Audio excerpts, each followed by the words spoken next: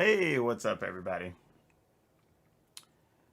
So, welcome again to the Tuesday stream where we're going to try to take some deck lists from everybody and see what we can do. So, for those of you who don't know, we do this for Fan Fridays. We actually try to collect decks from y'all, the fans, the viewers, and see if we can turn them into something playable. And my goal is to get them to at least around 40%-ish, maybe, so you can have some fun with them if you do want to play on the ladder and play something different. But in general, it's just kind of giving fans a chance to show off their decks, their creativity, whatever. And, just get something different out there and into the world. So thank you all for participating. Each of the weeks has been pretty good, progressively better as far as views and whatnot, so that's good. We're going to keep doing it the way we're doing it. If y'all want to submit a deck list, remember that we're looking for your best brews.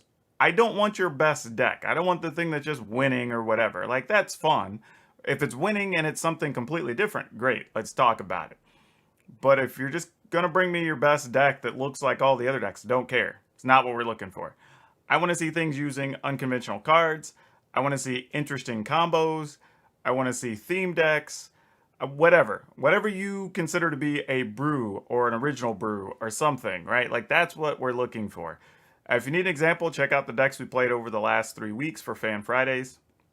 There are definitely things that are not normal that you're seeing a lot in standard or on the ladder. However, I will look at historic decks, but you're going to have to blow my doors off. Last week we had 2 that kind of made it to the last round, but one was like just a super convoluted combo deck, which really wasn't all that fun for me when messing around with it. The other was one that it was a good deck, but in the end, I just didn't feel like it was different enough. Like, it was using a couple of like different cards together, but nothing that really was super interesting or impressive. It was just solid at what it was doing. So I didn't include those. But the ones that made it, hey, you never know. All right, so check this link out if you have a deck you want to submit. Follow that link there. It should get you where you want to go. Let me click on it and make sure that it does. It takes us exactly where we want to go. Fantastic. So that's a link we want to use. Hit that up and submit your deck list. The best way to do it is wherever you would normally keep your decks, whether that's Aether Hub, MTG Goldfish, whatever, untap.gg, whatever site it is that you use. Just put your username in there so I know who I'm talking to whenever I pull the deck up, if I have questions. And then just put a link in there to your deck list. And I will pull it. I will put it into Arena. And then we'll take a look at it and see what we think. Because you never know. Somebody from the stream may have their deck featured on Friday. We do this here. We're going to do this for about an hour and a half.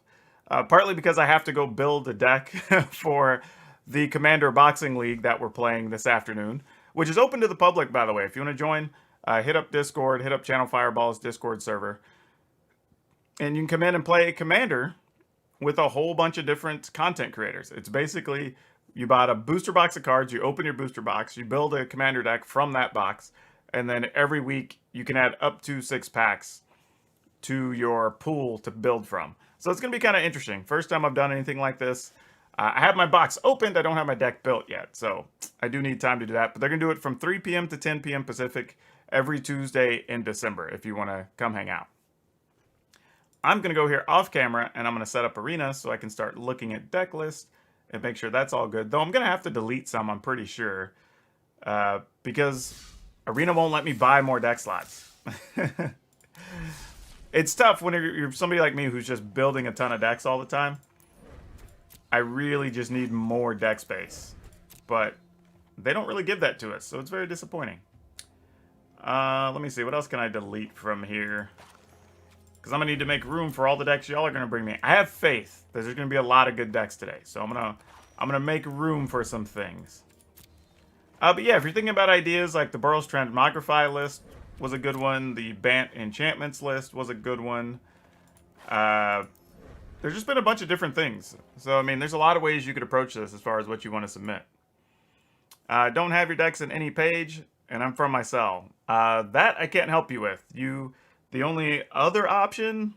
Well, weird, if you're in your cell, and how are you going to get me a deck list anyway?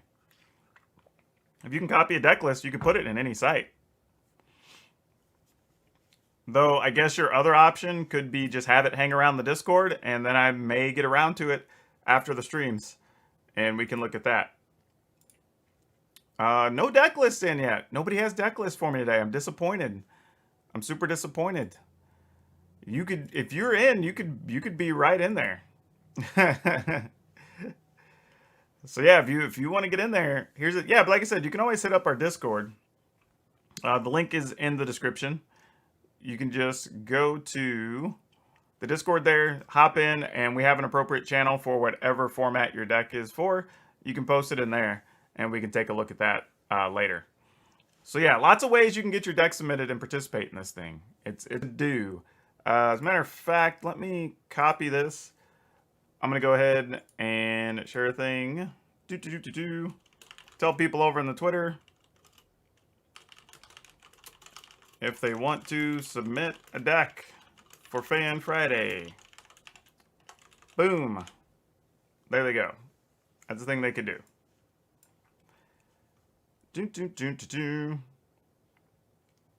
And yeah, I think that'll do. Let me go over here. While y'all are filling out those deck lists, I'm going to see if I can get a couple more people over here. And just make sure we're maxing our opportunities. Because this is fun to do. It does take a lot of time because I have to basically, go through and put the decks through their paces as best I can. But, it's fun. And, people seem to be responding positively to it. So I say we keep doing it. At least for the time being. Let me edit that. Dang it. Fingers are working too fast. Here we go. Boom. There we go. All right. Now we're all set. Okay. Hop back over here. Cool. We've got 14 people in now. So again, if you need that link to submit your deck list, I will repost that here. I wish I had a way to just like hot command stuff in here in YouTube. We don't have that built into streams yet. But yeah, there you go. Go to that link. Leave your username so I know who I'm talking to whenever the deck list comes up. And then leave a link to your deck. And remember, we're not looking for the best deck. We're looking for your best brew. The most interesting thing, weird thing, combo deck, tribal, whatever, theme deck, whatever it is you're doing. Any of those things can be fun. But we're just looking for stuff that's different so we can showcase fun, interesting, new, and different ideas from the viewers and the fans, and not just have something that's kind of standard fare. Obviously I'm trying to put up different stuff on the channel a few times a week, but hey, this is a chance for the fans to kind of get in there and say, you know what, I have a sweet idea. Maybe somebody wants to see this. And you know what? People probably do. So this is a way to get it in there. And the easiest way, I know some people are confused how to leave their deck list, is just leave your username. And then wherever you normally host your deck list, whether that's on something like Aether Hub or MTG Goldfish or whatever, just leave the link to that deck, and then I will pull it up. We'll bring it up in Arena, and then we'll take a look at some lists, and we'll see what we're going to do with it. Let me hop back over. We have nobody submitting deck lists today. I'm so sad. We had people already ready to go on Twitch. They wanted to give me a list last night, y'all. Don't let the Twitch crowd outperform you. Come on. I mean, otherwise, we could just play some random decks and y'all can just watch me play Arena, but I don't know if that's what y'all want to do because we actually set this up as a fan submission day. This is a chance for y'all, the fans, the viewers, to get some love. Not necessarily for me. And you know, I have to say, I want to also say, for those of you that were like really on the Is It stuff, it's just sad that I couldn't get it to work out. And I know some of y'all are like, well, try playing this, try playing. I'm being honest with you, like when I say that is the 11th version of Is It I've put together. And every single card, every single suggestion people have put forward, not even exaggerating so far, I have either tried or have seen in a list that's been submitted for like Fan Fridays and stuff over the last couple of weeks, and they are just not good. Orzhov food sounds like a lot of work. I don't even know what your payoff would be for playing Orzhov and food. They didn't have the best payoff options. I think that's the reason, like, mono green food is such a big deal is they have the best payoffs, right? Like you can get mana from your goose, you can get trolls back, you can use food to make your wicked wolf indestructible, you can use trail of crumbs. I mean, that's already 4 cards, right? Like that alone makes it so much better. I don't know what you're playing that would be the payoff for playing Orzhov with food. I think that's not saying it can't be done. I'm just saying, like, is that a thing you're doing just to do it? Or is there a particular interaction that draws you to it to make you want to try? Because that's the biggest problem right now. Like, I think a lot of times we look at stuff and just say, like, oh, well, let's try this. But it's like, okay, but what's the gain from doing it? Because otherwise you put in a lot of work to not necessarily get anything out of it in return. All right, so I'm going to copy this list. We do have one submitted from, looks like Ugly Hoodrat put this one in. So let's go ahead and import this, and then I'll bring it up so y'all can see it here. And this is our first deck. Oh, we have another one. So let's look at the individual sponsors here. All right, cool. Dun, dun, dun, dun, dun. And here we go. We're all set. All right, cool. This is the imported list here. We'll take a look, see what we've got. What are we doing here? So we've got Thoughtseize, Village Rites, Dragon Fodder, Fire Prophecy. Gain control would deal damage to a player. Deals double that damage. Okay. Indomitable Creation, destroy X artifacts or creatures. Free from this way. Control for reveal the top cards of their library.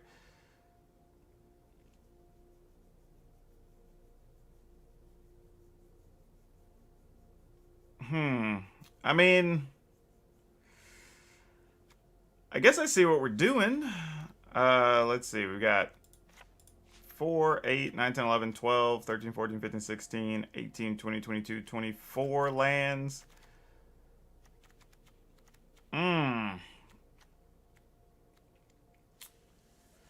Yeah, I don't know. This is a neat idea. I'll at least give you that. It's definitely, see, this is the idea though. When we're talking about brews and interesting stuff, there's definitely some things here. For sure. Gain, oh, so Jesus says gain 3 payoffs, Ghoul, Griffin, probably Doom Foretold, or any recurring value. Want to prove the Orzhov life gain basic deck, but I don't know enough of the game to do it. Okay, yeah, I don't know if that's enough, Jesus. I mean, maybe. I'd have to look at it, but I don't know if that's enough. That might be why you're struggling. 101, I'm sure that actually spells something. I have to go back and look up binary. But wanted to improve the Orzhov life gain basic deck. Truthfully, I'll be honest with you, just play it as a Clerics deck. Clerics have enough life gain, and they have a long game as well, and that's better for you. Feel free to look at the channel. I have an Orzhov Clerics list. It's actually a lot of fun. I believe I might have updated that one, but it looks very similar to what's been posted. So check that out if you need a starting point. Okay, so back to this list. I don't dislike this list. Like I said, I think it's actually pretty fun. It's fine. Like, not everything is going to hit perfectly with the polymorph or whatever. We know that. The problem is this deck doesn't have a choice because you're playing a situation where you have so many expensive things, right? Like, you've got Marauder at 7, this thing, Bladewing at 7. You've got Indomitable Creation that you're going to want to play for at least 5, if not more, right? So that's a thing. You've got Terror of the Peaks at 5. Like, my concern is just, like, mana cost. Because I could see a lot of games where you go, like, Thoughtseize, maybe Fire Prophecy or Forbidden Friendship, and then you're kind of stuck on mana waiting for this other stuff to happen. So, I don't really know. But it's cute. I mean, but I don't know. Like, I like what this is doing. it's because it's the only one that's been submitted so far. It's in the running. It'll stay in contention. It will be here. I don't know if it'll be here at the end. I feel like there's a better payoff here somewhere than Bladewing Indomitable Creation. Because, like, my question is, are we even playing Indomitable Creation just because? Or could this even just be, like, Luca or Transmogrify or something else that we could just play more consistently?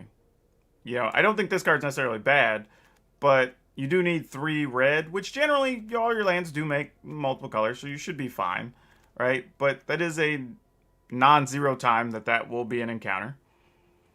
But, you know, Ugly Hood Rat, I get how it works. I'm not saying you have to hardcast it. You don't want to, but they get stuck in your hand. Like, when I'm looking at deck lists, let me be clear. Like, I understand how they work, but I'm also looking at them with a practical lens. Like, there are times your draws don't necessarily come up the way you want them to. And that's what that's kind of where the Brewers issue comes in, right? Where we're talking about like we all build decks, myself included, where we have this idea that we're going to do this magical big thing. And it's amazing when it happens. But what about the other 90% of the time where that magical big thing doesn't just automatically happen, right? What is the plan to get there? Or what's the middle ground if we have to just cast our spells or whatever? Like, that's what we're talking about. I understand that as well. I do. I totally understand. But I'm saying, well, I don't know. Okay. I'm not going to argue with you on it. That's not the point. I'm just going to set this aside. I'm moving to the next list. Like, I can't, we're not arguing it. Like, that's not what this is for. I'm just saying, I get what the deck does. I appreciate it. I get that it's themed. I do have a lot of concerns with it. Let's look at the next list, since lists are starting to come in here. But the concerns, to be fair, is part of why I do the deck building and review and whatever and all that. Because again, I get what you're trying to do, but having a lot of expensive cards can be an issue. Believe me, I have a list right now that I'm working on that have the same problems. So I'm not saying it's a you thing by any stretch. Anybody who's watched my streams knows better than that. Okay, so we're going to copy this. Bring this over. This is from Zarillin of the Claw. No, just Zarillin, but, you know, just like the card name. I'm assuming that's where we got that from. Okay, Ugly Hood Rat. No, I'm not. I have said clearly, I've even said on my videos, that the goal is, we want stuff that's different, but I have to be able to get it to a 40% or better win percentage. Like, that's the goal. Can I get it to 40%? So if people choose to play it, they are getting something they can at least have some fun doing interesting things with while possibly winning a game or two. Like, I can build decks that just do a bunch of ridiculous things and only do it 10% of the time. Like, this is the goal. It's not just take the deck. It's take the deck and then I have to warp it into something that's at least close to resembling playable. Now, they don't always get there. I'm not saying I'm the end-all be-all on deck builders either. But I'll give it my best effort. That's all I'm saying. Now, will we actually get to 40%? Nah, who knows? Some of them we don't. Some of them I really want to get there, and they don't. Then some surprise me, and they're better than I thought. So, no, not 80%. Like, that, nothing's going to get to 80%. Like, understand that even the best players in the world only maintain like a 65-ish% win percentage, even on just like ladder stuff in Arena. Like, it's, if somebody tells you they're 80% and they have a significant number of matches in Arena, they're probably lying. Like, almost no one, like, you can have a small stretch where you can go 80%, but there's no way that you're going to maintain 80% for life. Like, you're just not. Like, even the best players don't. And people have runs, well, they'll go like 20-3 or 20-4, something like that. Like, people do, that does happen. But to just say, like, and maybe even in a small window, that the metagame is mostly one deck and you found a way to target it, and you could run through 2 days of ladder, like, that happens. But realistically, if you even get to 60% with a deck, that's huge. I mean, go look at the results from this past weekend. Like, of course I have to judge it without playing it. That's the point. I mean, that's literally what I have to do right now. I'm going to look at probably like 12 different deck lists here in the matter of about 90 minutes. I have to make snap judgments. That's literally the point. I don't have a choice. And will I miss on some things that could be better? Absolutely. Like, this isn't a definitive thing one way or the other.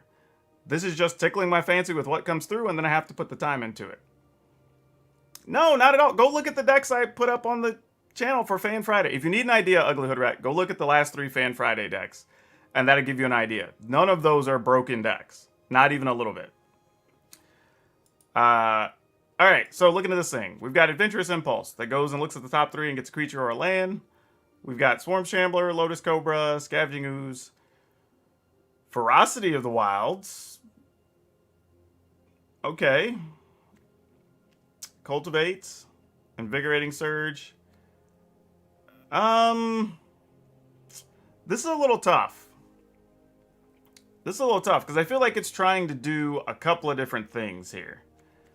Like, there's some parts that seem to be worried about +1/+1 counters, and then it kind of just has the Scoot Swarm thing shoehorned in here. 7, 13, 19, 22, 4 turn timbers. I'm not really sure what this deck's trying to do. I think that's my problem. I'm a little bit confused here. Because we have a bunch of stuff that's like searching for lands and Lotus Cobra, but we don't really have a payoff for the Cobra mana. Because really the only thing we can do is cast a Turn Timber Symbiosis. But then like the best thing we can go get is either Grumgully or Ornry Foos. And then we have all these things that are searching for mana and stuff, but that really only triggers like Scoot Swarm. And the Ferocity of Wilds is neat, but again, you don't have anything that's really big to take advantage of the trample, so you're kind of... Yeah, I don't know. I feel like this one needs to be cleaned up a bit, Zarillin, and then we can look at it again next week if you want to come to one of the streams or send something to the Discord. Maybe even if you get it to me midday tomorrow, I might still have a chance to look at it while I'm prepping Friday's video. But yeah, I'm going to have to pass on this one because I feel like no matter what happens here, I would just be turning it into a deck that it's not, I think is the biggest issue for me. So, yeah, I'm going to have to pass on that one, unfortunately. It's kind of all over the place with not much direction for me. Yeah, I mean, I get that that's a thing that's there, but it feels like you're working really hard for just Scoot Swarm. And I don't know. Do you just submit the exported list? Like, no, you just literally give me a link to the deck. So, again, for those of you that need it, I will post a link in the chat. But here you go. You just put in your username and a link to your deck list, and boom. And you get 1 per user. So you submit your 1, that's it. If I see your name come up again, we're not going to talk about it. Like, I just want your most interesting brew of the week, whatever that happens to be. Okay, so we're going to take another look. That was Zarillin's list. This one is from Matt C, or Matt with Numbers. So we're going to take a look at this. Over at Archidect, you're only like the second person I've had submit anything from Archidect. I feel bad too, because that site, like, I feel like somebody spent so much time working on that site.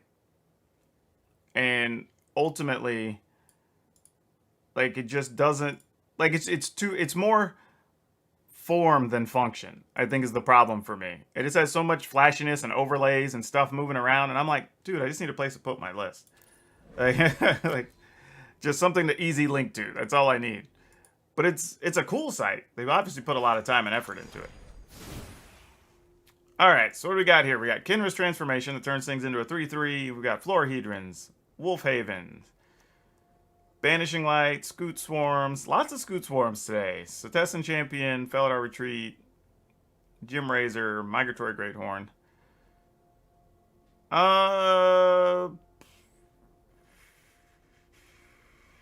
This is weird because it just looks like the green-white landfall list with the Setessan Champion kind of just hanging out.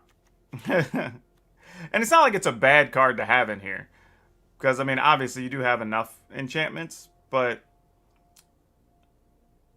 yeah, this is neat. I just don't know if it's anything, like, original enough for Fan Friday. Like, I imagine this is probably just a good deck. But, I mean, I think we've done a bunch of different landfall options on the channel already. But yeah, I don't see anything wrong with this list. This list is probably fine and probably functions perfectly. I just don't know if it's different enough. Plus, I also have another landfall list that's actually a Naya landfall that's I'm probably going to put up on the channel in the next couple of days. So, but yeah, this is doing all the standard things you would expect it to do. Yeah, nothing wrong with it. I just don't think I'd feature it on Fan Friday. It's not different enough, I don't think. Okay, let's take a look at another here. Had a couple more decks come in, so this is exciting. This one is from Cranberry, Kram. Cranberry, are you still in the chat, friend? Let me see if I can export from MTG Arena Pro. I remember this not being as obvious as it was last. Oh, here we go. Yeah, because they have a little thing that lets you export. Copy, close. All right. But it's not clearly labeled. You have to hover over the icons. All right, so here's the historic. And again, I told y'all, if y'all are giving me historic decks, you're going to have to really blow my doors off with the historic deck for me to want to do it. What are we doing here? Witch's Well, Glass Casket, Legion's End, Mind Stone, Side to make a bunch of Thopters, Karn to go get things, and a random Ruinous Ultimatum just hanging out in the list.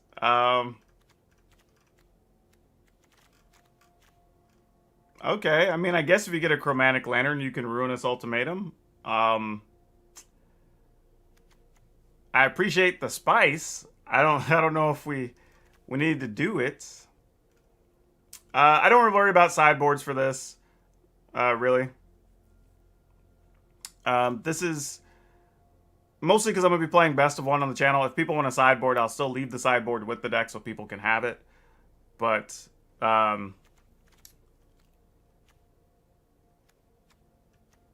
yeah, I don't know. Let's see. Tezzeret, you can deal damage or drain your opponent, I guess. Yeah,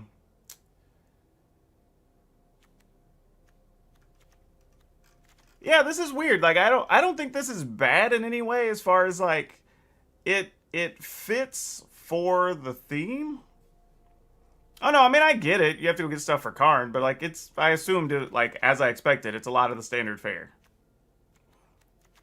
I mean, Golos, Forsaken Monument. I mean, like, these are the cards that should be here. Tormod's Crypt, Remove Graveyards. Grafdigger's Cage works against damn near everything. I'd almost even recommend just playing Grafdigger's Cage main deck now.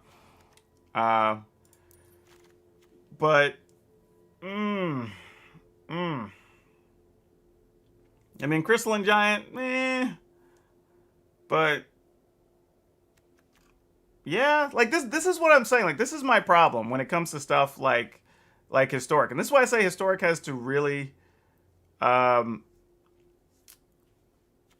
blow my doors off, really, is because like this just looks like a pile of good cards. You know what I mean? And it's not like it's bad for any particular reason. I just don't know if like I put this on Fan Friday and somebody sees it and goes like, is this something I wanted to see? Is this different? Is it a card I don't normally see in action? You know? I think it's fine. I'm not saying, and again, I'm not saying the deck's bad. I don't want anybody to say if because I don't select your deck that it's bad, right? That's not what I'm saying at all. But it's just like, I'm looking at this and going like, okay, like, Karn's not the most fun card to begin with, but it's fine. It works in this deck. It has a purpose. It's doing what it's supposed to do. But like, I don't know. I see, this is one that just puts me on a bad spot. It puts me on the fence because it's one of the ones I appreciate the effort. I can leave it in the pool, but I almost guaranteed by the end of tonight, it won't be in my final grouping. So it'll hang tight, but I don't expect it to be around, sadly. All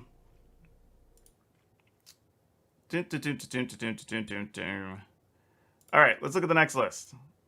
Let's see what we got here. How's it taste? That is a heck of a username. But how's it taste? Are you still in the chat, friend? Let's pull this up. Oh, wait, what? Oh, I didn't copy the list right. There we go. That explains a bunch. There we go.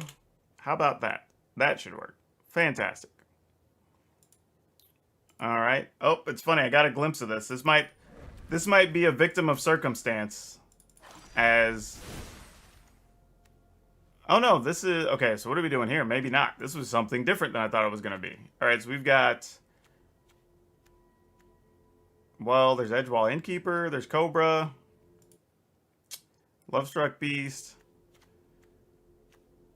Yeah, like, okay, I want to talk about Ancient Green Warden, y'all. I want to say, like, if somebody has a fantastic Ancient Green Warden deck, I might consider just because putting that deck in. But the problem is, every deck, and mine included, where I've tried to play Ancient Green Warden, it's been one of the worst cards. Like, its best thing it does right now, sadly, is that it has reach and can block the Soaring Thought Thieves, right? That's literally like the best thing it does. Oh, don't worry about the number of cards. I had to delete cards from every deck last week. It's like people were just throwing cards in there.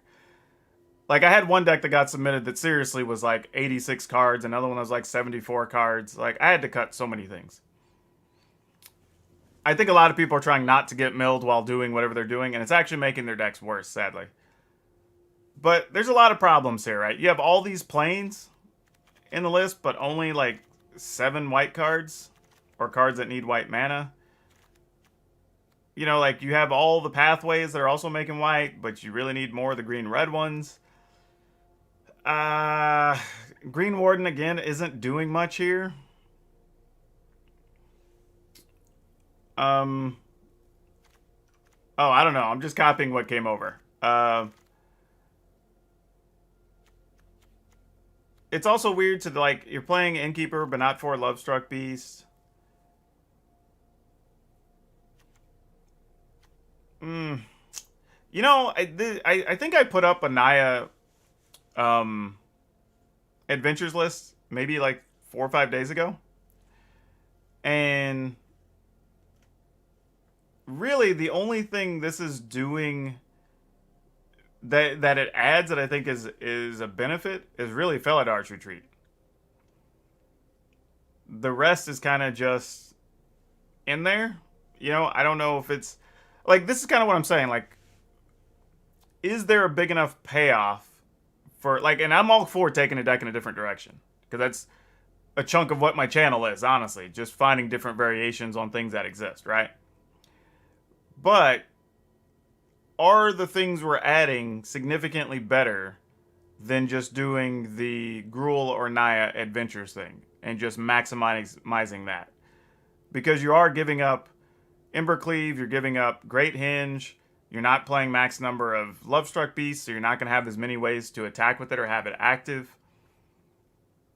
No, I get Exploration. I mean, it's in here, but it's... I don't know. Like, I want a good Exploration deck, too. If somebody hammers that out, shoot, count me in. I'll probably play the heck out of it. But it feels like we're not getting a big enough benefit out of this just yet. Especially also, because the other problem, too, you have with this card is that you are in a world where there's a lot of mill decks of all varieties, right? As far as mono blue, blue-black control mill, just straight up mill, mono blue mill. Rogues are doing it, right? There's like 4 or 5 different ways that they're built right now. So Exploration doesn't really benefit us, truthfully. Well, yeah, no, that's what I'm saying. Like, it can be fun. That's the goal. We want something different. But I have to be able to get the deck to at least a 40% win percentage. Because here's the problem. And let me kind of clearly explain why. Because when we get to posting deck lists, people feel upset, or I won't even say it, like, probably just I don't know. Feel misguided, I guess, if they go and download a deck and they just can't win a game with it, right? Because of whatever it lit. And that's why I set the bar low. But like, I got to be able to get it to 40%. And I don't, and the problem with this is I think, though it's full of good cards, because again, I don't think any cards in here are particularly bad, I just feel like after I cleaned it up, it would just look like another deck that I've done. And I don't know if that's valuable enough for Fan Friday. So, like I said, this is another one. It's probably going to hang out. But I'm not going to be too surprised if it doesn't get there till the end.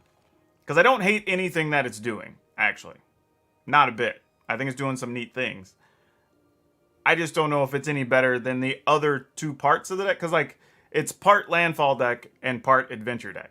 And there's both landfall decks and adventure decks that are doing what they do better than what this deck does.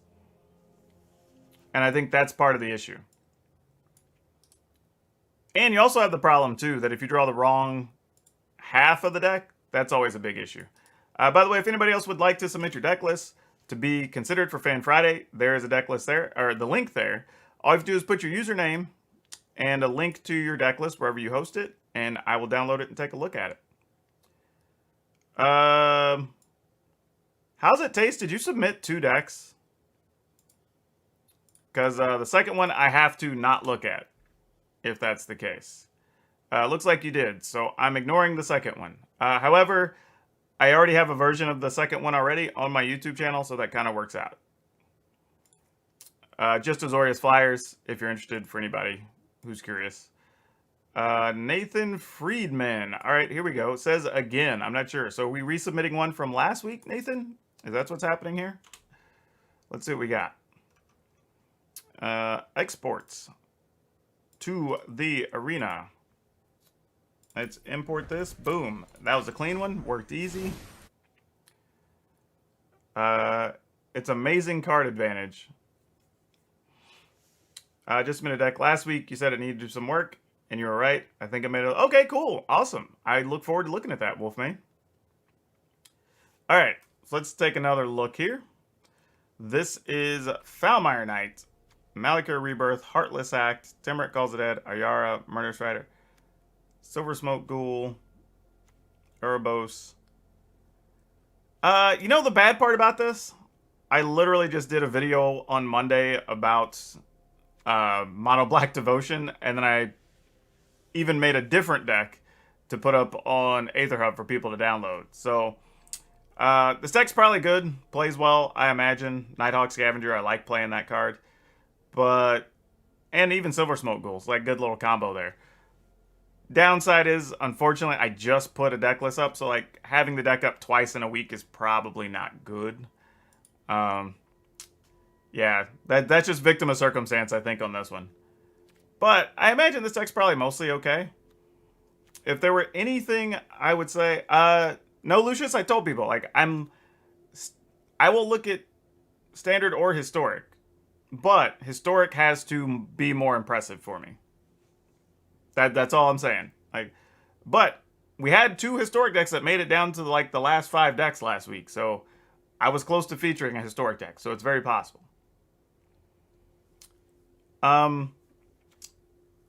Yeah, the only thing I would say is maybe consider, like, Malakir Rebirth is neat. I don't know how good it is. I would consider some number of these, even if it's just a couple of them, swapping those out for probably like Blood Chief's Thirst.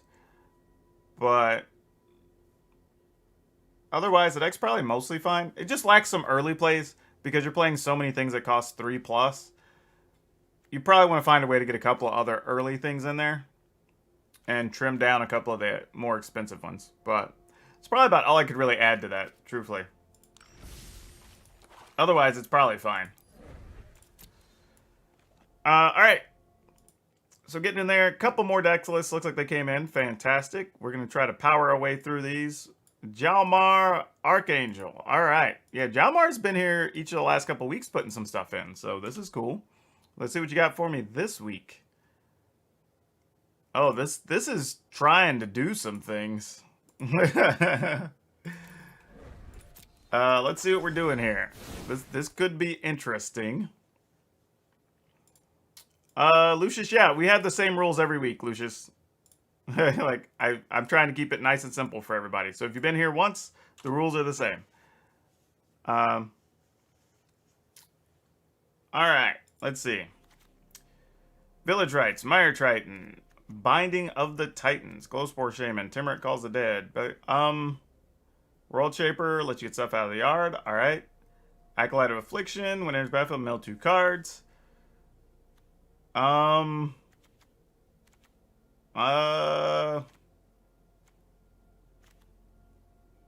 right, that's kind of funny. I can appreciate what we're trying to do here with the big morale.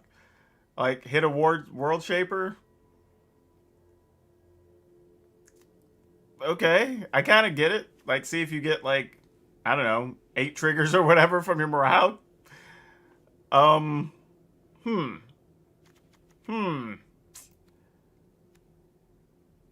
know, I mean, this, it's crazy. I don't know how often it's gonna happen. That's my issue. Like, I don't know. Like, I mean, Blood for Bones works. Out of curiosity, Jalmar, like, how has this deck performed for you so far? Because I'm, like, I can see where it's, like, trying to get there. I mean, but you are playing a lot of, like, low toughness stuff that's easy to pick off or whatever. So I'm trying to figure out, like, how can I create scenarios to make this happen more often?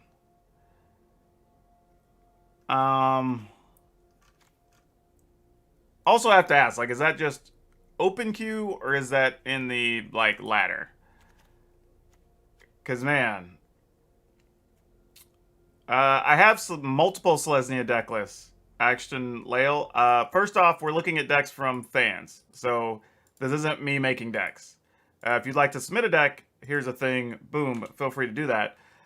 However, if you want to do that, just go to my YouTube channel. Just click my icon here at the bottom, and it'll take you to my channel. And at the magnifying glass search function, just put in Selesnya, and look at all the decks that come up. Carrion Grub, I was thinking about that, possibly. Instead of going 4 World Shapers, maybe just doing like 2 or 3, because it also costs 4. I mean, you do have Blood for Bones. Actually, that's the only thing we have to get stuff out of the yard. Well, we have Binding of the Titans. Whew, man, I don't know. Like, I like what we're doing here. I like this is a neat, different way to reanimate. My concern, though, is we only have one payoff, right? And it's morale. And if it gets removed from the yard or it gets dealt with before any triggers or because, like, say this gets it out during your draw step or whatever, right? And this comes to play. If they kill it, you didn't even get a land trigger off of it. So, like, that's kind of my concern here. So, like, I don't know. I feel like I would like this better. Dying before you got there. Yeah, that makes sense. Acolytes will also get things back. That's true. Acolyte can get stuff back. But it returns it to your hand, not to play. That's the thing. So I'm kind of trying to decide if there's just better payoffs. Because truthfully, I could see a lot of situations where even when you get Moralg, you might only have, like, I don't know, Mire Triton and the Timmeret. Well, that's not even a Timmeret. That's Timmeret Calls the Dead. So, like, yeah, I mean, he doesn't give him Trample or anything. Yeah, I don't know. It's close. This one's very, very close. I don't know what the ideal would be, but I think you just need either things that do stuff when they come into play, or things that are just harder to kill or bigger, right? Because as much as I don't like it, you do have the current thing from Ikoria, the 11/11 Cycler, but it also has Trample, right? So that card by itself, if everything else goes wrong and you just get that into play, like, you're still attacking for 11 with Trample. right? If there's, oh, I'm trying to think what else you could do. Oh, the things from M20 where they had all the cards that cost 6 mana. It was like 3, or no, they cost 5. It was like 3 colored mana and 2 colorless. The black one of those. So it comes into play, it kills something. It has lifelink, you know, like stuff like that. Like there might just be better payoffs. I get we're trying to do the big thing with Morale, but I don't know. So yeah, it'll hang out for now. I'm gonna be on the fence about it, but it'll hang out. It at least be there, and I'll sleep on it a little bit. I probably won't even sleep on it, but I'll at least think about it most of this afternoon and make a decision. Oh, here's our third deck from Archidect. Well, some people are using that site. I'm not a fan, but hey, some people like it. Let's see. Exports to the arena. All right, let's see what we got. This says Sultai Mutate.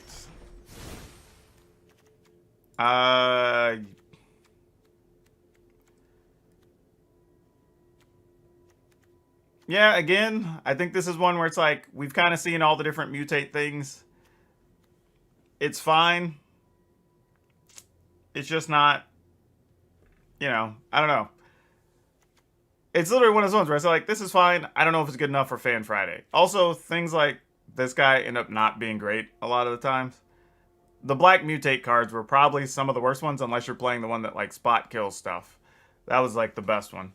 Though if you're playing against enough, well, the problem is the spot removal makes that just a bad idea in general. Like there's so much of it. Though Boneyard Lurker can help with that. But yeah. Nothing particularly bad about the list. Again, fine list.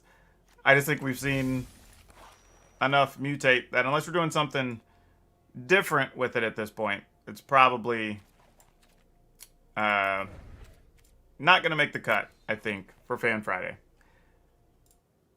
But again, fine deck. I don't really have much, you know, negative to say about the deck itself. Wild Evil Donk, or Doink. We have seen you before, because I remember asking you if it was a name based after Doink the Clown. And it wasn't, and I was disappointed. Alright, let's bring this one up. Let's see what we got. Import this. Boom, boom. Oh, what are we doing here? Some random one-ofs with Onomacies, Sorcerer Spyglass, Mirror Maid. Looks like we're trying to copy some things. Couple of copies of Ephemia. Ooh. Yeah, Doink. I need some input. What are we trying to do here? Other than, I guess, try to kill your opponent with Ashiok? But right now, this looks to me like it can just be cleaned up and it's like, I don't know. We're trying to do Dimir control just a different way. Like, I'm not, yeah, like we're playing dead weights because of Ephemia. This is another thing too we talk about when we do this like each week. Sometimes we end up including worse cards to justify the existence of another card.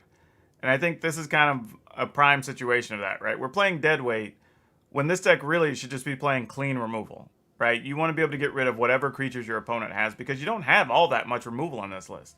So that should be Bloodchief's Thirst, Heartless Act, Eliminate, whatever. Just something that just gets rid of a creature. Like being able to remove it, I guess, for Ephemia isn't a big enough payoff to make that worth it.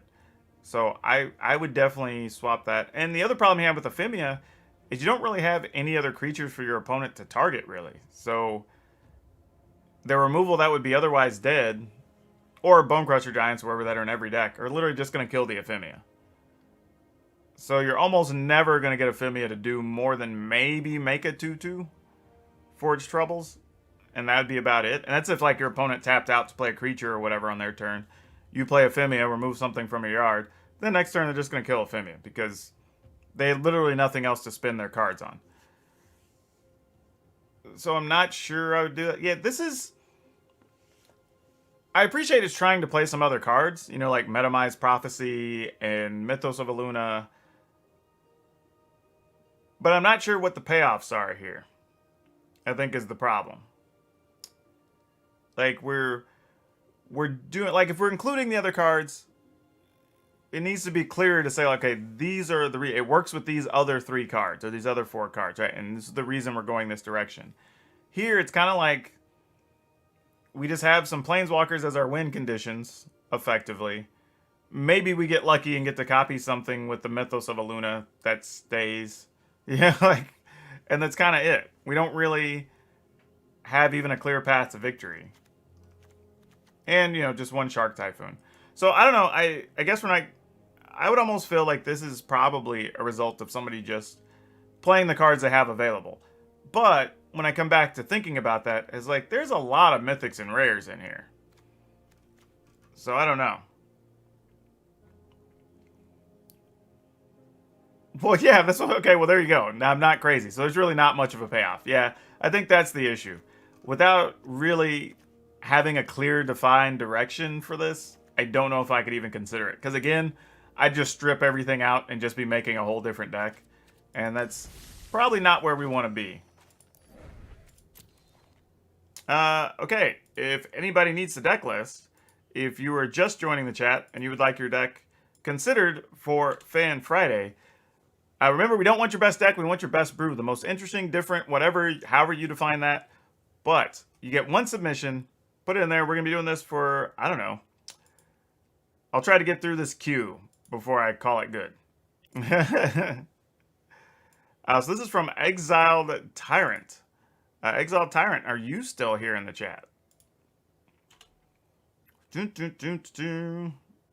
right, this one was over at MTG Arena Pro. It's it did not like this. Export deck. All right, let's try this. All right, see if it likes it now. Nope, it has a problem with planes for some reason. One of the planes in here. From ANA, it says, yeah, I don't know what to do with this. I think you're going to have to resubmit it or something. Or swap out your planes for another planes. I'll let you resubmit it, and then I'll take a look at it again. I'll just move you to the back of the line. Next one up is Lucius, 663. All right, let's take a look at this one. Let's see what we got here. Export. Boom. Boom. Let's see what we got. This is Bloodchief Stir, Summon in the Sea, Heartless Act.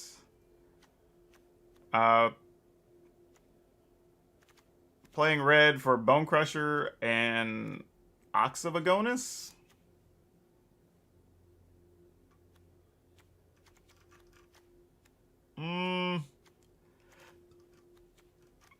I don't know.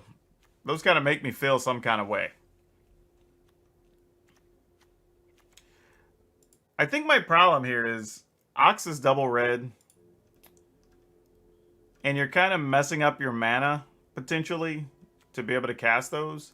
When you've got, like, triple black or triple blue Gadwick stuff hanging out here. You've got Yorion that wants 2 blue.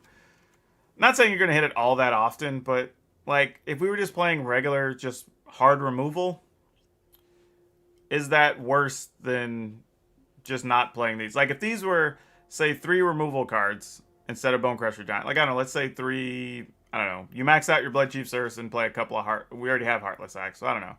We play 3 other spot removal, and then we turn the last one and the Oxyvagonus into Cling to Dust or something, right?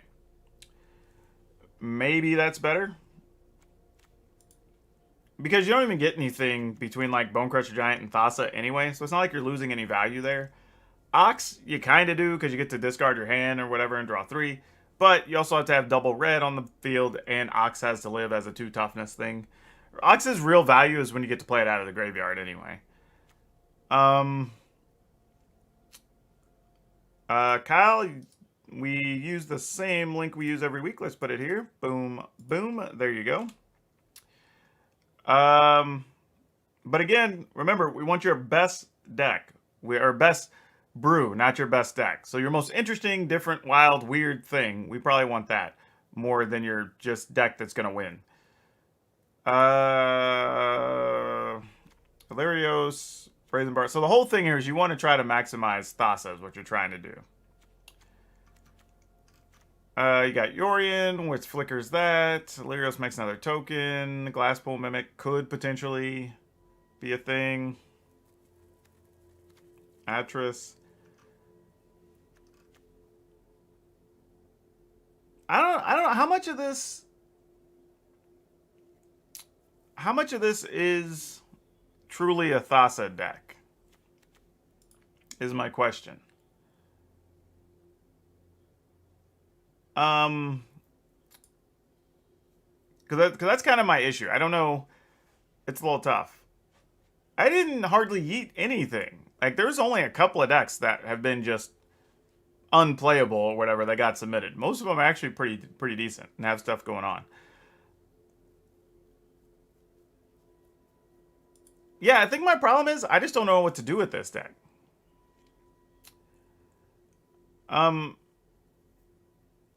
Yeah, Kyle, you have to just submit it wherever you would normally host your deck, and then just give me the link to that so I can get it. Yeah, I think the only reason I'm passing on this one is I truly don't know what to do with it. I think that's it. I mean, like, you have to find other things, I think, other than Bone Crusher. Like, Bone Crusher and Ox don't add to Thassa or Yorion. That would be my starting point. And the Shatter Skull Smashing, that probably needs to go. 8, 12, 14, 17, 22, 23 if you count the Awakening, 24, 25 if you count the Restorations. So it might be fine even without that Shatter Skull Smashing, but that's 6 cards you can play that do something else with Thassa and with Yorion. Yeah, I just don't think those cards are adding value. I mean, the problem is too, like, you don't, like, I feel like if you want to blink stuff with Thassa, you want to be blinking things that are drawing cards, things that are bouncing your opponent's creatures, or returning something, you know, maybe from the yard, or like just some value thing. And I don't really see that here other than just copying Illyrios, which also happens to be legendary, to just get another 3/2. You know, like, you aren't really doing anything else with Thassa here. Like, if Atris lives, but most of the time you're just blocking with Atris, and you're just getting the cards you get from her, right? That's usually the thing you're doing. So, like, there just needs to be something else. Like, there's no benefit here to Thassa, right? The creatures you're playing are fine on their own, but just blinking those doesn't do enough. Now, granted, if Atris lives, and you're like, cool, I get my Atris bonus, Thassa blinks it, I get another Atris bonus, that's kind of cool. But then Atris usually doesn't live more than a turn. So it's kind of like, after that, what else are we doing? You know, that's my issue. But like, blinking Brazen Borrower doesn't do anything. Glasspool Mimic, if it happened to be a creature, that's a thing, but you may be playing it as a land half the time. Yeah, I think that's my problem. You gotta have more things with more value. Be finding stuff to put in those spots. Because right now you have Thassa, but it feels like Thassa's just there. Like, you're almost wanting to just get to mana and use Thassa, I guess, to like tap stuff or whatever, right? That's the other ability. That's probably where you're just gonna be better served with it. Okay. Let's see what else we got here. We have 2 decks left in the queue. Actually, no, we have 1 left in the queue. This is from XXVQ. If anybody else wants to get a deck in there, now is the time. Oops. Helps if I copy the right link. There we go. Fantastic. That'll get us where we want to go. Export this. Copy. Bring this up over here. And while we do that, I'm going to post the link one more time Well, at least one. Could be more than one, but at least this time. For those who may need it. Here we go. All right, boom. There you go. If you want to post your deck list, or a link to your deck list, actually, just put your username and your deck list into the link. Just put a link there. I'll pull it up over in Arena, and we can talk about it. People seem really into village rights lately. I feel like we're seeing that in almost every list that has black. Not sure if it's right or wrong. I'm just saying we're seeing a lot of it. Chainweb Arachnir, Heartless Act, Return to Nature. Weird that it's a random one of Return to Nature, but, you know, we'll let it roll. Binding of Titans, Croxa, Bone Crusher Giant, Garrick's Uprising, Terror of the Peaks, Kogla.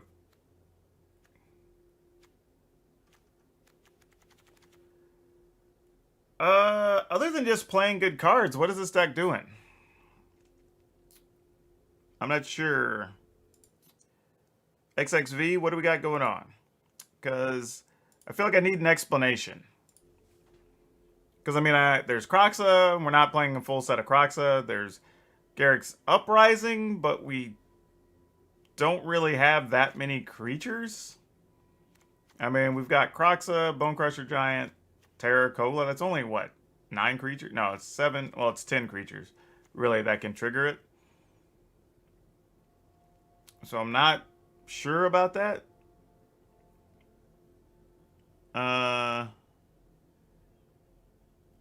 So I'm not really sure what's happening here. And, like, we're black for... I mean, Village Rights is in there, but it's really black for Heartless Act and Croxa, it feels like. And then you have to get double black to get Croxa out. So I'm not sure what to make of this. Yeah, I don't, man, this is... And again, there's a bunch of decent cards. But it's kind of like... Not sure really what we're doing with Binding of the Titans.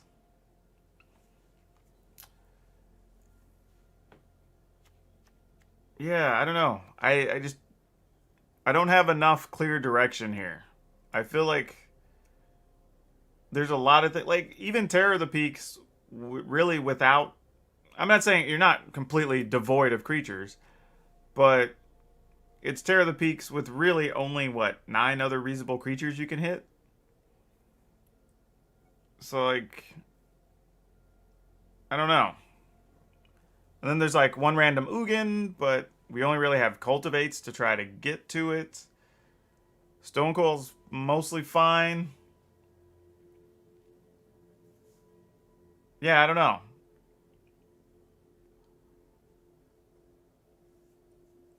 Yeah, I mean, and again, I don't think any of these cards are bad. Like, people are submitting lists with good cards. It's just, if you can't explain the goal or the focus clearly, I think that tells you the first problem, right?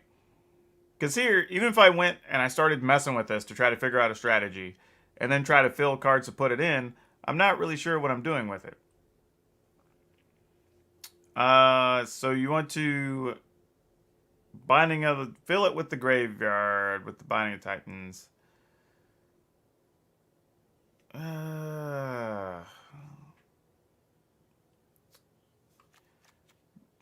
So you take 3 turns, effectively, to get, hopefully, one of your important creatures back from your graveyard? Like, you know what I'm saying? Like, that's not the best strategy. Like, what if this was just a quality card on its own? Like, what could you have done in 3 turns? Like, I like Binding of the Titans if your deck is about loading the graveyard, and then you have multiple things coming out, whether it's a bunch of stuff with Escape, or you're reanimating things, or doing something like that makes more sense. But if we're playing it just to get a card out of the yard, like, could we just play something like one of the cards that, like, looks at your top 3-5 cards and takes a creature out of them, right? Like, is that almost the same thing? And you'd have the card sooner. Or do you play something like is it Lead the Stampede? That just 3 mana, look at your top 5 or 6 cards, whatever it is, and then you just put every creature into your hand, right? Like, is that just better?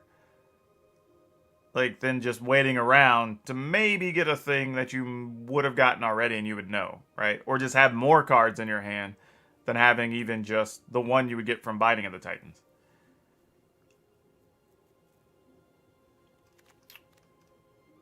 But yeah, that's kind of my concern. And then the other issue is, like, Croxa's in here, but really you could only escape Croxa with double black. And you have a lot of stuff that wants green, so I can't see times where even if you have like an early Fable passage that you're going to want to go get a swamp, you're probably going to go get a forest. In a lot of cases. But not only that, you have to have double red and double black. And you're really only marginally splashing both of those. So even if you were to get a Terror of the Peaks, for instance, let's say, out of your graveyard, there's not even a guaranteed chance you're going to be able to easily cast it. Yeah, so I mean, I don't hate any of the cards. I just don't know if this is a clean enough path for what it's trying to do. Because even looking at it and having explained to me, I'm like, okay, if I squint and I look through the keyhole, I can kind of see what's going on. But it's not quite there. Looking for elusive top 2 decks says no one is brewed in standard format decks. No, not at all, Jenna. We're looking for things that are just different. That, again, if you need examples, look at the decks from the the videos from the last 3 Fridays for Fan Fridays for the type of stuff we're looking for. Because the whole thing is, we're just looking for fun ideas. And then, can I turn them into something that's at least around a 40%-ish win percentage, so people can at least win some games when they decide to play it against something competitive on the ladder. That's all we're really aiming for. We're not expecting anything we're going to find is going to be top tier. That is not the goal of Fan Friday. Like, we know from the jump that we are not finding top tier deck. Now, we might accidentally stumble on something along the way, but the goal is not to find a top tier deck. That's totally not it.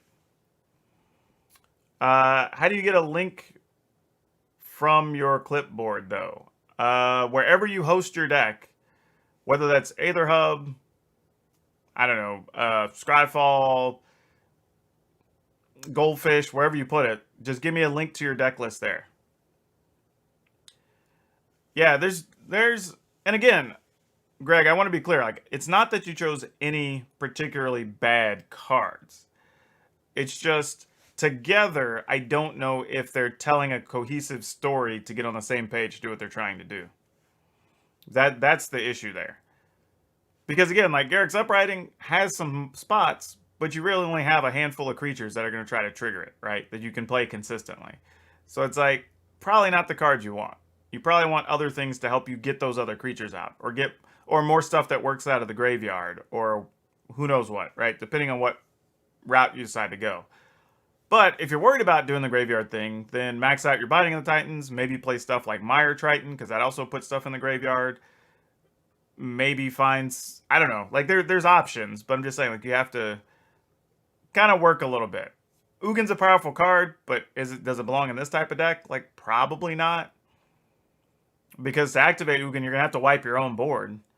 And then end up in a situation where if they do have a thing that kills an Ugin, then you've got nothing. So it's probably not the way you want to go either.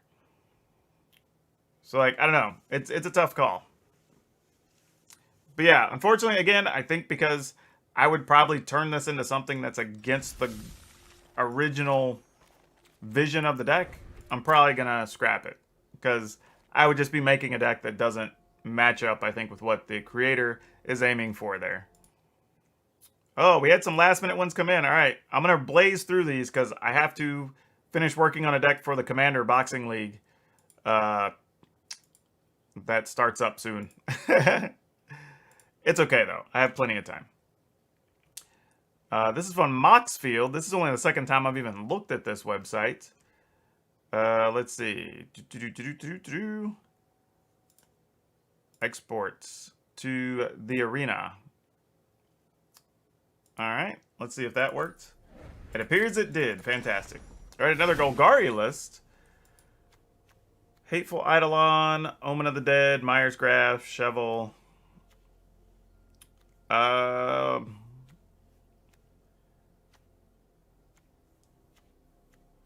Yeah, this just seems like a good list.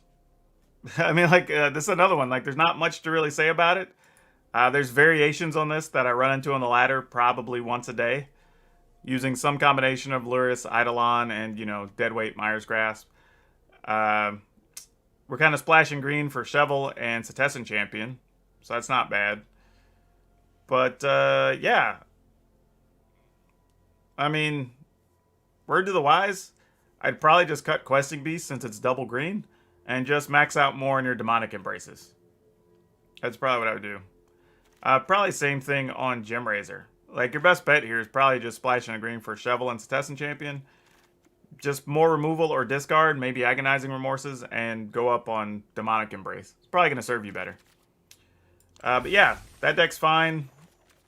But other than the innovation of adding green, but again, I've seen some variations with green and with white.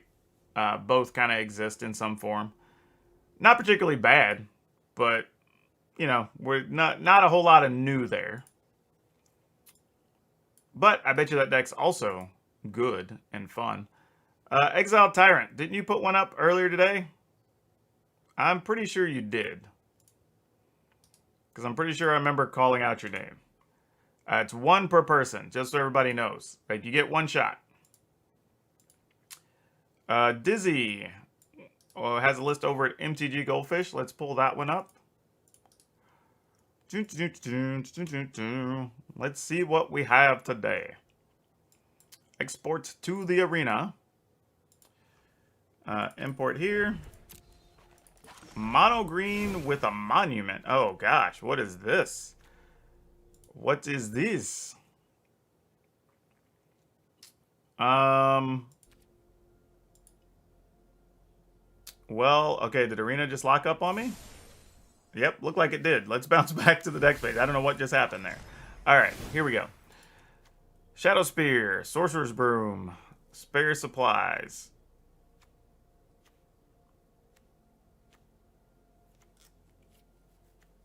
Okay, this is something.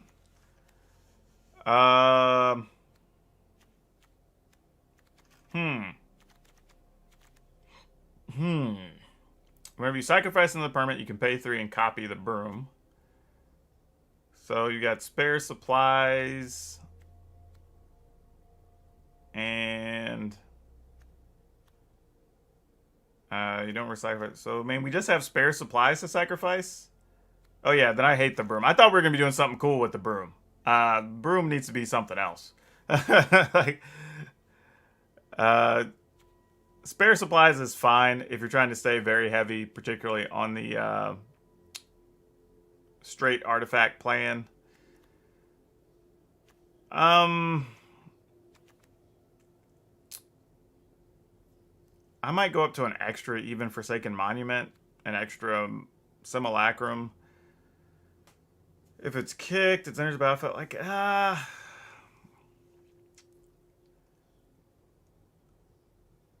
okay, other than just playing a lot of artifacts, what is the goal here? Because there have been some other monocolor artifact lists. So I kind of want your take on what this is trying to do. Oh, gotcha. The lands wouldn't work for me. Okay, cool. I will look at your list in a second, Exiled Tyrant.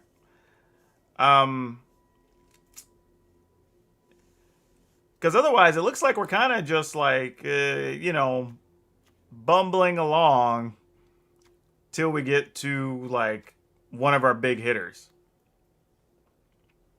Hey, Skeleton. But, like, this might as well just play 4 Crawling Barons. Like, there's zero reason not to, honestly. 8, 9, 10. I did, like, there's 11 forests for no good reason. Like, you only have Bala Ged Recovery. Yeah, I think we could just choose some better cards. I would have to go back and look. But I would say do a search for other mono artifact decks, because there's been a couple that have floated. They usually have black instead of green, but there's a few already that have been floating around that are pretty solid.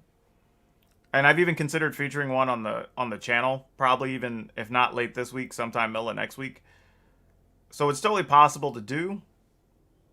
But yeah, I'm not sure this is it.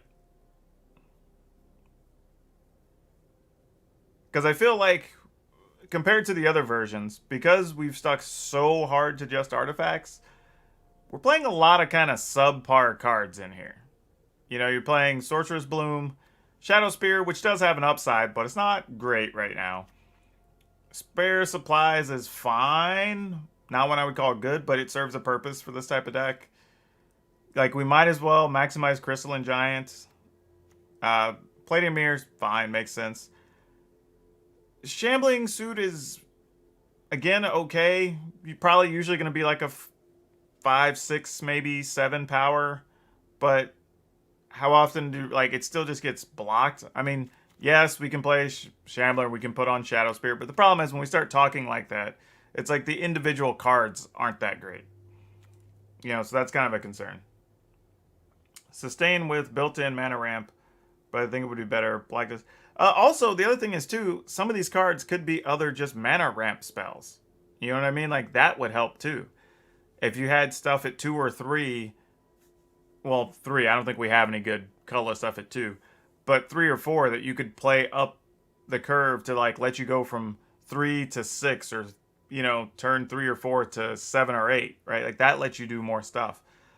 But right now, it's kind of like, don't know if that would be the case. Like, you're almost never, I say never, like, until you have a Forsaken Monument out, you're probably not likely to really even kick the Myriad Construct, you know, which would be a thing.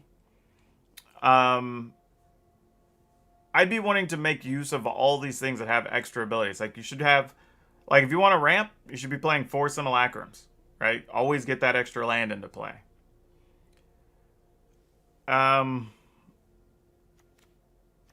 Yeah, there may be a thing, but like I said, I would observe the other black artifact list first and give you a better idea of kind of what's out there. All right, we're down to the last couple of lists here. This is from Dynamix Mechanics. That's a sweet name, by the way. Sweet as in awesome, not sweet as in country. Oh, bless your heart. Yeah. It says this page cannot be found. All right, well, Dynamix, it looks like I'm going to need you to resubmit your link. Something's wrong with it. However, I'm going to use this as an opportunity to take a look at Exiled Tyrant's list and see if this one works this time. It does. Fantastic. Okay, so we've got red, black, white. Playing Feed the Swarm, Fight as One, Null Priest, Hooded Blightfang, Treacherous Blessing. Oh gosh, I don't know what we're doing. This is one of the times I look at a deck list and I truly have no idea what we're doing. So Exile Tyrant, I need you to fill me in. Because none of this looks like it goes together. And I don't know what's happening. 4, 8, 10, 14, 18, 20, 22, 24-ish lands. That's probably fine. 4 Snapdax seems like quite a bit.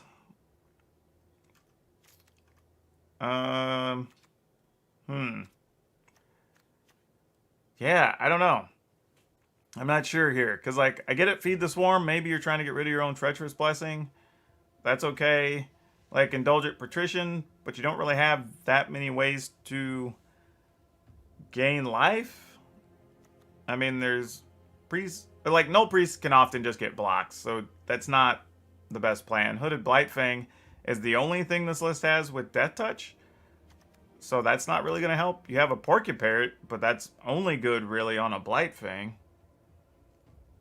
You mutate enablers to form fast clocks and flexible removal. It has soft creature locks with Parrot and Snapdax. I'm not sure. Okay, explain. How is Parrot and Snapdax a creature lock? That, I mean, you mutate it, and then it deals 4, which is awesome. But then you're just dealing 1 a turn.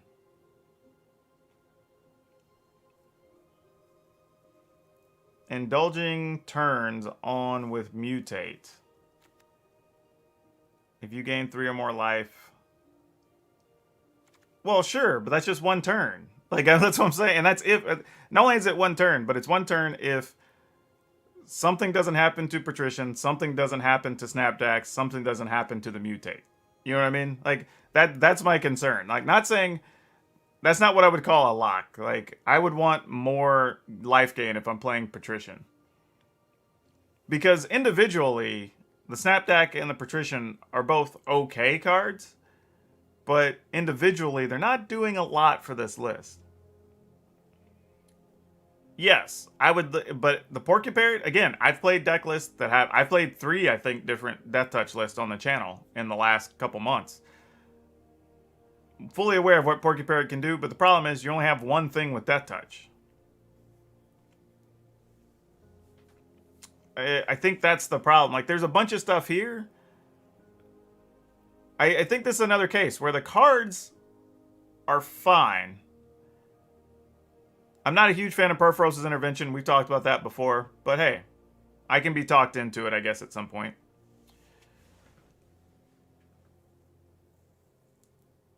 That's, again, but we're saying if everything goes perfect according to plan. Like, we know the Magic Christmas Land. I'm just saying, like, normal actions.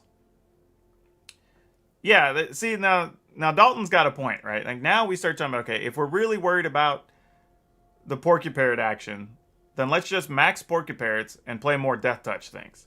So then we're getting the benefit of Hooded Blightfang in addition to getting the benefit of the Porcupines, right? Like, that, to me, feels like more of something you could be doing. I'm not missing the combo. Like, I'm just telling you, that's still a one-time hit, and that's if we get it to work regularly, and if Patrician lives, and if Snapdax lives, or the Mutate thing lives or does not happen to it. What I'm saying is, if you don't have those together, which will happen quite a bit of time, how do these cards really interact with everything else in the deck? Because right now, Indulging Patrician doesn't really work with anything other than Snapdax. Now, if we have a situation where you have, like, Null Priest out and Hooded Blightfang out and you get Indulging Patrician out, then, like, maybe it does something. Yeah, see, at that point, I'm wondering if it should just be removal in and of itself.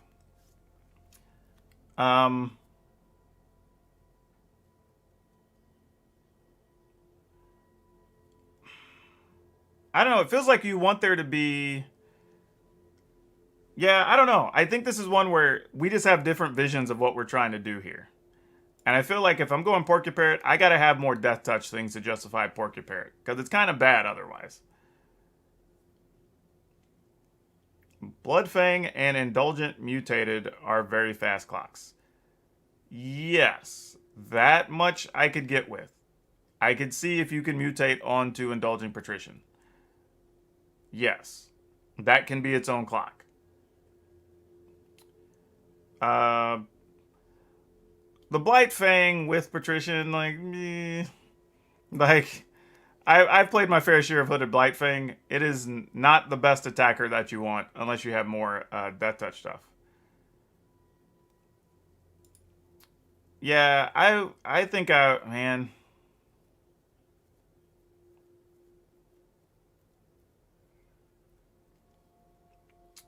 I could let this one sit around, but I don't think it's going to make it through tomorrow, honestly. Mostly because, again, I think what I would want to do with this to make it feel playable is probably going to be too far away from the original list. I think my concern, and that's the thing, no, I like that part. I am not arguing any of those things. What I'm saying is, if we're going to play mutate things and we want to play Porcupine, then let's just play more things that make that worth it and take out a lot of these dead spots. That's what I'm saying. Like, because right now, even Veto would probably make me feel better in some of these spots. But like Perforos's Intervention, I'm not that big on. Treacherous Blessing, I get why it's here. If we could gain enough life consistently, then sure, maybe. Playing more Death Touch stuff, sure. But, yeah, like I said, I'll let it sit around. I'll check it out. can't guarantee how far I'm gonna go with it. Let's see what we got left. Lord Ishmael. Let's see what we got. I will say about that last list, I do actually like what you're trying to do. I want that to be clear, because, like, I'm not trying to just poo-poo all over the deck. I think it actually has some interesting parts, but I feel like there's a lot being shoehorned in there that could be streamlined to even do what you're trying to do. Maybe that's more of what I'm clearly trying to say. Because it's trying to do a lot. Honestly, it's trying to do a whole lot. This is... Yeah, sadly, fine deck. We already have one on the YouTube channel from this season, actually. So, can't really do much with that one. It's fine deck. It actually plays well. No qualms with it, but there's really not a lot to contribute. This is Dynamic's resubmitted decks. So we'll take a look at that.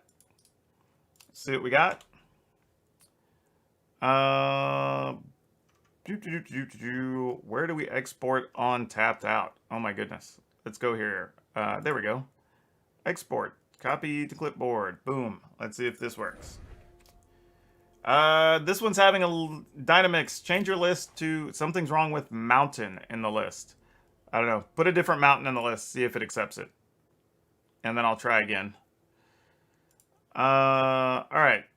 So we'll wait on Dynamics get a new one. And the last submission is from Jenna, whose list is over on Goldfish. So we'll check that out. And export to the arena. Let's see what we got here. Alright.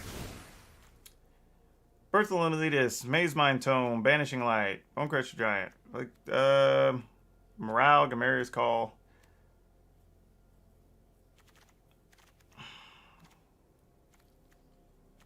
Man, I almost want to say, can we just stop with Realm Cloak Giant? I feel like every week we have a couple of lists that submit it, and I'm just like, is it really that good? Is it really that good? Let's see, 4, 8, 9, 12, 16, 19, 24, up to 29 lands, so that's cool for this type of list.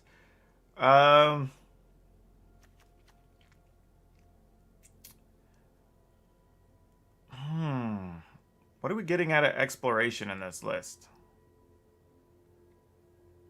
I guess we're seeing extra cards.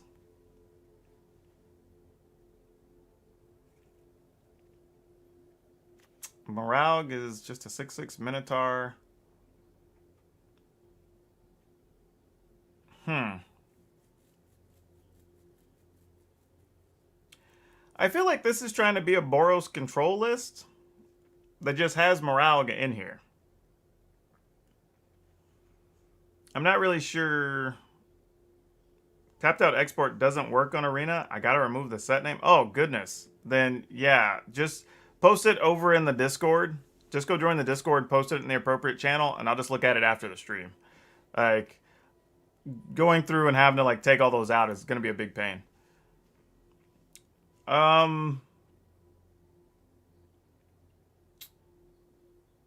Yeah, I don't... Yeah, that's the thing. I think the list is mostly fine. It's just the Morales I'm kind of staring at and going like, what are we doing here?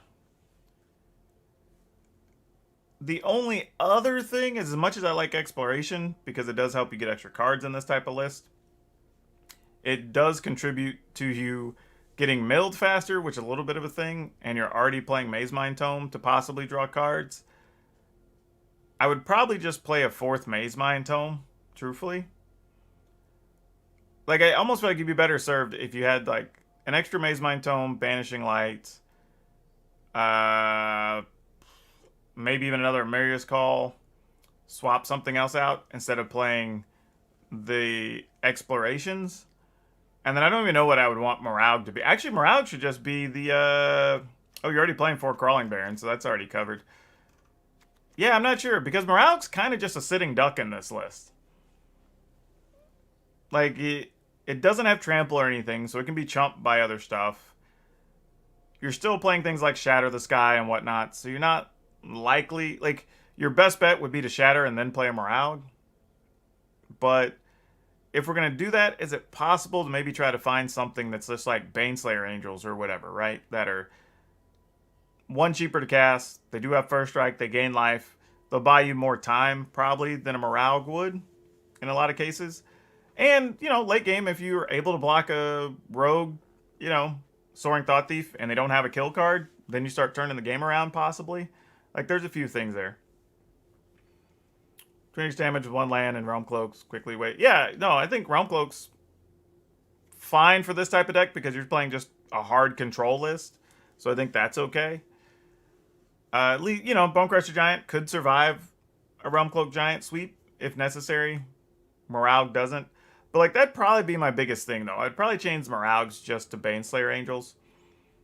Because, like, the way you're built, you're not really worried about, like, you're not going to get the big, crazy, like, 5 attack step, ridiculous Morale situation, right? That's just not how this deck works. You're likely just going to value them down and kill them either with a Realm Cloak Giant or with Crawling Barrens. So there's no point having Morale just gumming up your hand forever. And then even when you get it, there's an off chance they might be able just to chump block it. And that's not any good to you either, you know? The only other option... I was going to say, if you needed something to return, or at least not get killed by opposing Crawling Barrens, you could play the other land that, like, you can pay for and remove a thing from combat. Like, that's a thing. But that'd probably be about it. Otherwise, I think the deck's fine, though. That's probably the only major changes I would make. Just to give you more value. Give you something to do on those early turns. Because Maze Mind Tome is so good, truthfully. Like, and I even tried to, you know, dance around playing the card for so long. But, like, even, you notice now, whenever I'm doing any type of control decks, Maze Mind Tome's in all but, like, maybe one of them, I think, that I've done in the last several weeks. It's just that good. I mean, being able to filter your draws or draw cards and gain life, the card does a lot. Like, there's a lot of value in that one card. So, yeah, I would definitely max those before doing anything else. But, yeah, again, I think the deck's mostly fine. I don't know if it's doing anything wildly different, but it's a good deck.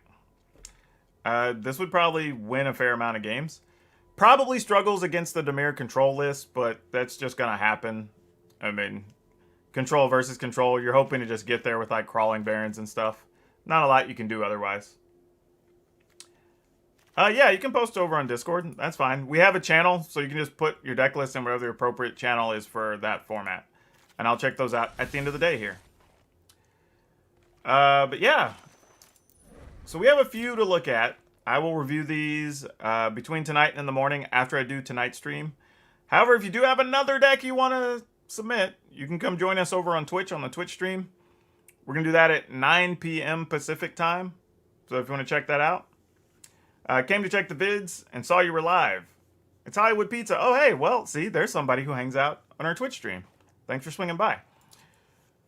Yeah, that was a good round, though. We had a slow start, but the decks really came in. Started, like, going for it. So that was cool. There's technically one more. This is going to be the last one I'll look at. This one's from Jeremy. I will take a look. Let's see.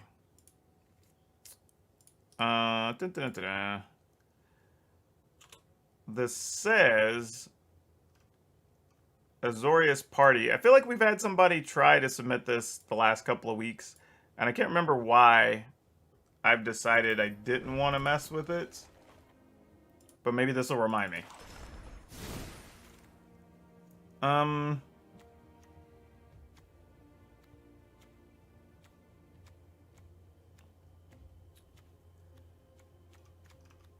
I don't know. I think maybe it's just that we've just done so many party lists. Might be the real issue. And to be truthful, I think you would enjoy just the Flyers deck better than the party. So here's the real problem, and this is after even all the party list I built. It feels like you end up playing some cards that aren't great just to fill the need within the party. But the truth is, you don't really even need to have a full party to have your cards do the things you want them to do. And these decks are probably all going to get better next summer when we get to the D&D set. I think is part of the problem. Around the 3-color enchantments from Ikoria. Yes, I believe we have them on the channel. You can go look at a Sultai Titan's Nest deck that's up. The other ones have not been great. But yeah, that was from like a month ago, I think, at this point. But yeah, we have one on the channel. I think if you just search Titan, it should be in the title of the deck list on the channel there. But yeah, this is just one of those ones. I think it's just fine. I don't think we're... Also, like, this is a situation where, like, Journey to Oblivion, it's just a bad card. Like, it's actually worse than just playing Banishing Light. Like, every once in a while, you'll get to play it for, like, 2 or for 1, but that doesn't happen as often as you would like. Or if they just, like, swept your board and you got to get rid of, like, a Yorion or something, like, you'd rather just have Banishing Light. Like, this is the type of card I'm talking about. Like, even when I built my list, I look back after the fact and be like, is this card really any better? Like, it's just another version of a card that exists that, like, 20% of the time will be cheaper than the better version. But there's also probably some 10 to 20% of the time that it's going to be worse than the better version, right? And then in the middle, you're just kind of trading off, right? If you play this for 3 or 4, you don't really care because it's kind of the same as if it had been Banishing Light. So for me personally, I'd rather just play Banishing Light in spots like that. But yeah, again, I don't think this is bad. I don't think any of the... Even from my own personal experience, I don't think any of the party decks are particularly just bad. I just think you end up playing some subpar things to just meet you. Like here, you're playing Overwhelming Apprentice, and it's just not great. You know, it's just kind of passable. But it's a wizard, right? So you're playing in the list. Like, but Aspirant's like a good card. Hodl Blade's a good card. Like, Trap Finder is so-so. Thieving Skydiver, better in older formats. Not so good in standard. You know, that's a thing. Oh, man, did the feed just get bad for y'all? It looks bad on my end. Let me refresh that, see what it looks like. But... yeah, just looking at the different cards here, like, they're mostly okay. But then, you know, like, Stonework Pack Beast isn't really a good card. And I even had it in a couple of my party lists, but it's just filling a box to make sure you have the party requirement. But in the end, I don't know, I feel like you can largely do without it, honestly. I mean, like, I say that. Well, you need it if you're trying to hit all your party triggers, whatever, right? But... ultimately, even in this list, if you look at it, except for Nimble Trap Finder, really, giving you the benefit, right, of drawing the cards or whatever, and Squad Commander, trying to make yourself indestructible, it doesn't really matter that you don't have a full party. Like, Concerted Defense, when your opponent has to pay an extra 2 or 3, is still awesome. Right? That's still going to counter most of the spells you want to counter. Like, Archpriest can give something flying. That's pretty nice if you have a full party. But even then, it has to survive, and it's just a 2 toughness. Right? And I've had that in a couple of lists. Like, Linvala, also great. But it also doesn't really matter, because most of the time, you're just like, hey, I'm going to give all my stuff indestructible, or give all my stuff hexproof, so you can't, you know, indestructible, so you can't sweep the board or something. And that doesn't matter if you have a full party or not. And that's what I kept coming back to, is like, so many of my decks that I was trying to make party, it was like, we're really just trying to reduce costs or get some max value out of like 1 or 2 things. But even when I get it, it's not great. You know what I mean? Like, it's just acceptable. So, I don't know. Ah, well, you're welcome, Kyle. Glad I can be of service in that way.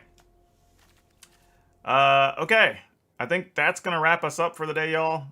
Those of you that still wanted to submit deck lists that missed out, feel free to hop over to the Discord. I will and post in the appropriate channel. I will take a look at those throughout the day and early tomorrow as I start kind of working through the decks for the video on Friday. So you still have a chance to get those in if you haven't yet. Other thing, I'm about to go play the Commander Boxing League.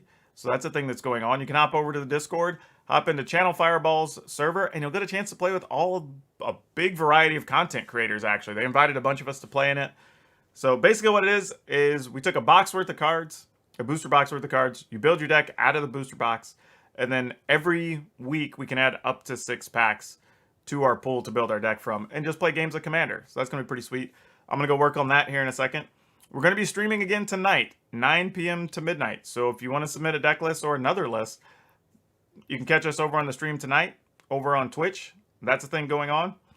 And I will likely be starting a membership thing for YouTube here pretty soon that's going to have some pretty interesting perks. I'm still working on a couple of things, but once I have that hammered out, there'll be some cool stuff over here for y'all on YouTube that you can't get on Twitch or elsewhere. So I'm going to try to offer something a little bit different, trying to see what I can do first. I got to keep it within the rules of things here over on YouTube. So I got to, check all my boxes, mind all my P's and Q's and all that stuff, just to make sure I'm not getting us in trouble.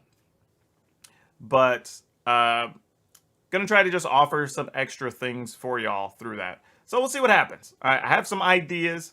It's not fleshed out completely yet, but it's something I've been working on for about a month. It'll be something cheap, like $2. It might be 2 levels. There might be like a $2 level and a $4 level or something. I just have to figure out what they need to include. But yeah, we'll figure that out. That's going to be a fun thing we can do. And I'm trying to think if there's anything else happening right now that everybody should know about. Oh yeah, we just got done recording our episode for this week of Supreme Verdict.